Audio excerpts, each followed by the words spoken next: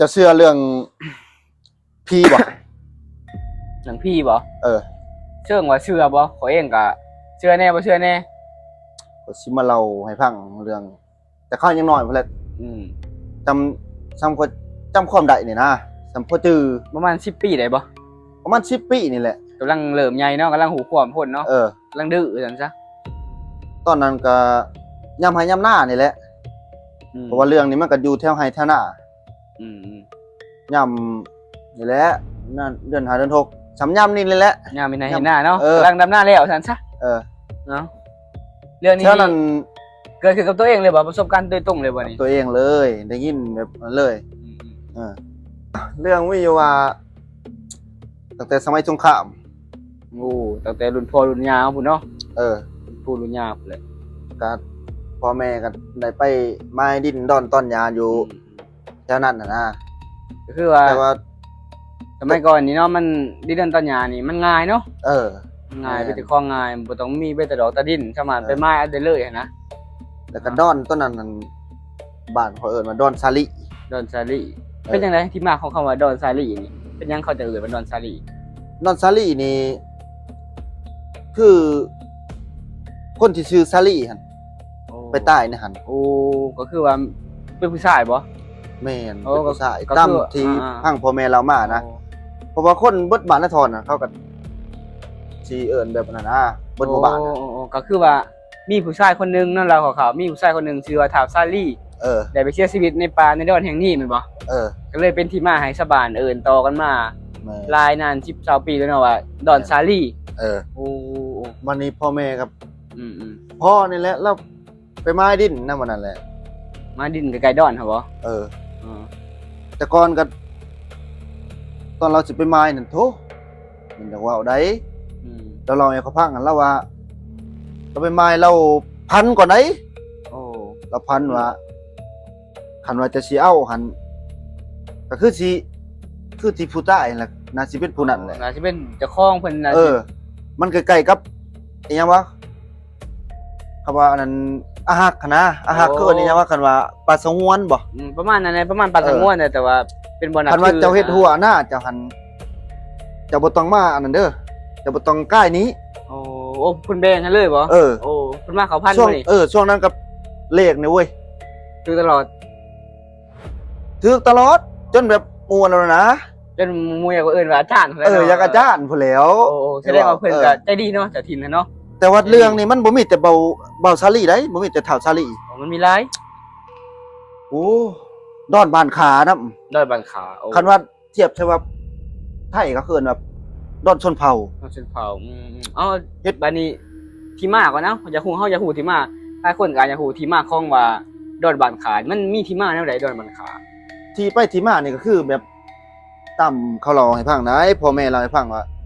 แต่ข้าวพุแตกเสื้อพุข้าวสงครามครั้งที่2พุ่นแหละ โอ้ตั้งแต่รุ่นปู่รุ่นย่าพุ่นเนาะ เออ อืม อันพี่บ้านคานี่ทุกวันสิ้นนี่มันสิได้ยินเสียงไร โอ้มันเป็นอะไรเสียง ตั้มโคกหม้อง โอ้โอ้ก็คือว่าสมัยก่อนเพิ่นบ่ได้ใช้ เออ 2 4เนาะ ห้องเพลงห้องช้างใด โอ้แต่ว่าเห็นบ่แบบว่ามีคนไปก็เห็นบ่ที่มันตัวเป็นต้นบ่เพื่อจังได๋ อันนี้หันมันบ่เห็นได้ยินแต่เสียงอักแต่วันยามมันสิ้นใหญ่เนี่ยโอ้ยเอาโลได้ คล้ายๆว่าสิเอิ้นนี่แบบนึงก็ประมาณว่าพี่บังบดเนาะ แม่ ประมาณนั่นแหละประมาณว่าพี่บังบด อยู่นะหันตั้มไปเบิ่งกังเว้นฮะบนกระโคกหัน อืม บ่มีหญ้า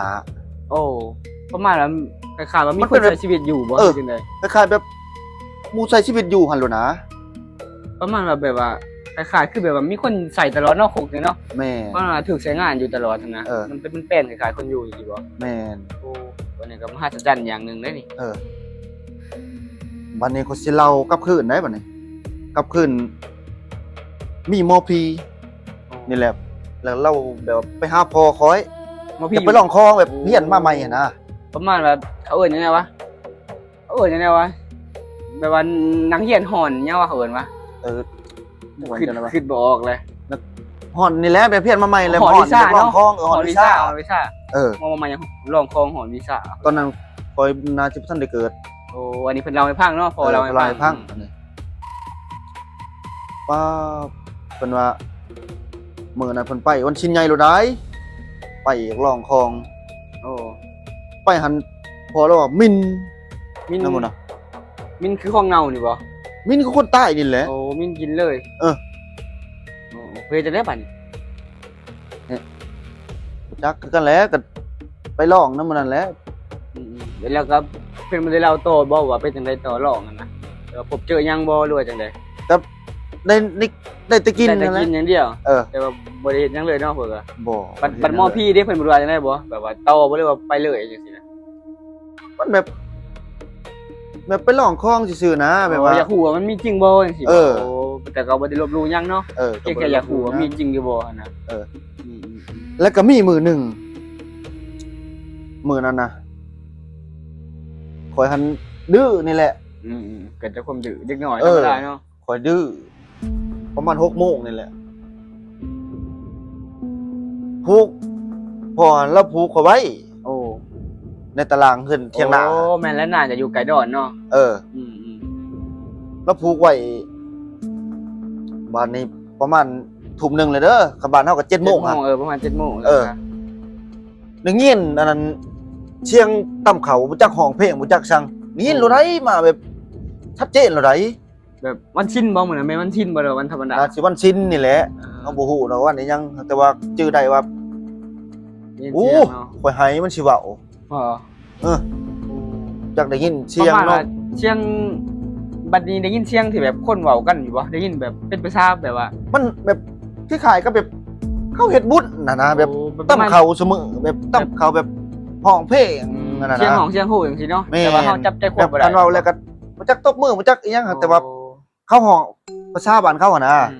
ประมาณเสียงของเสียงฮู้จังซี่เนาะ เออคันเข้าห้องภาษาลาวเฮาก็สิฮู้อยู่อันนี้ ก็คือว่าแล้วชนเผ่า แม่นๆบัดนี้หันหน้าเจ้ากับดอนตัวนี้นะดอนหยังแหละ ดอนซาลิดอนบ้านขา ดอนพี่วันขายมันใกล้กันปานใดมันใกล้กันปานใดดอนชาวบ้านแบบว่าแนมเห็นเลยว่าปลาตัวนี้นะ แนมเห็นเลยแล้วนะคณะบ่มีป่าโต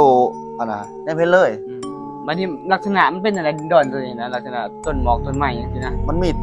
ต้นไฮยองคือบ้านเฮาต้นมัน ต้นไม้ย้อน ต้นไฮยอนนะเออแบบคันว่ากลางเว้นนี่ก็ยังบ่จะเข้ากะอันนั้นยังบ่จะกล้าเข้าไป ก็คือว่า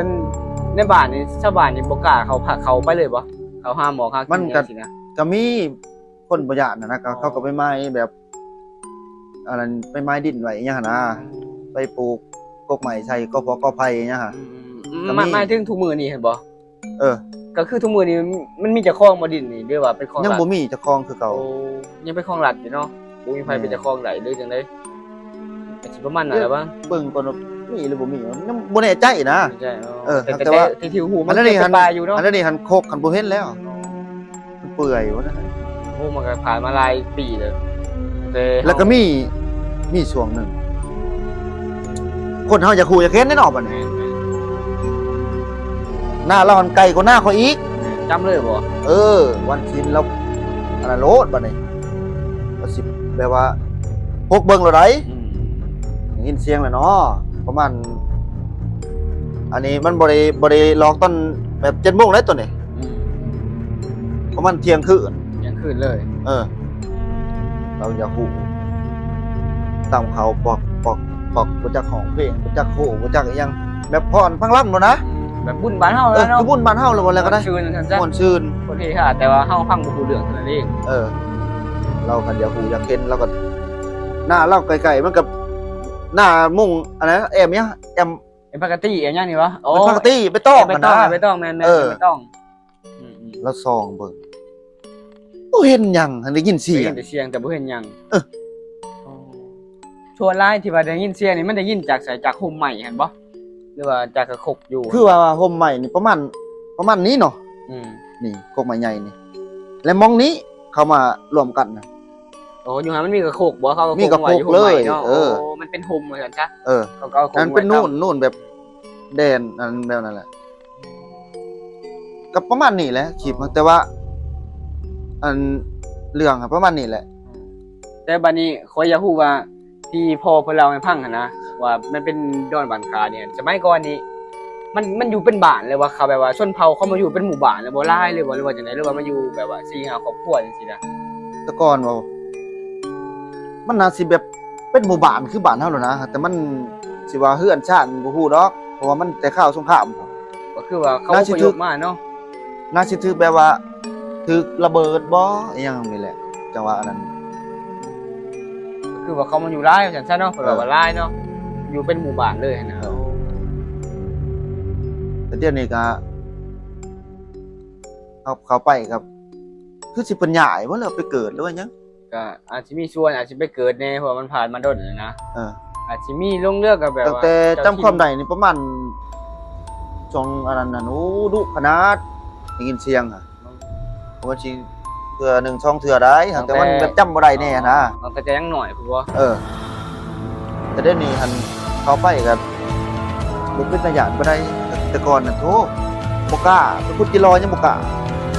เรื่องนี้มันก็พัฒนาเนาะของคนก็ไปทำมาหากินปลูกผักปลูกหญ้านะ เฮ็ดบ่แต่เต้ายังจัง เป็นตัวอย่างได้เรื่องนี้ก็ถือว่าเป็นประสบการณ์โดยตรงเนาะ แม่น โผล่มาตัวเองได้ยินมากับตัวเองเลย ได้ยินเลยได้ยินแต่บ่เห็นนี่แหละ อันนี้กับนาเลือเชื่อได้บ่เชื่อก็เป็นแต่เชื่อได้เรื่องนี้เลยเพราะว่าบ่เห็นแต่ว่าได้ ท่า ยิ น น ว่าไผเชื่อผิดตัวแต่ว่าอันนี้เกิดจาก อ่า เรื่องจริงแล้วนะ อันนี้ก็ จากเชื่อกับโตเลย บ่ได้ให้เชื่อแต่ว่าอยากมาแชร์ให้ฟังนะ เออ อยากมาแชร์ให้ แชร์ให้ฟัง ทุกคนได้ฟังว่าโอ้อันนี้ประสบการณ์จากเขาเองว่าเขาโผล่มากับตัวแท้ๆนะ แน่ เราก็เชื่อว่าหลายๆคนก็อาจจะเคยพอเหตุการณ์แบบนี้เนาะ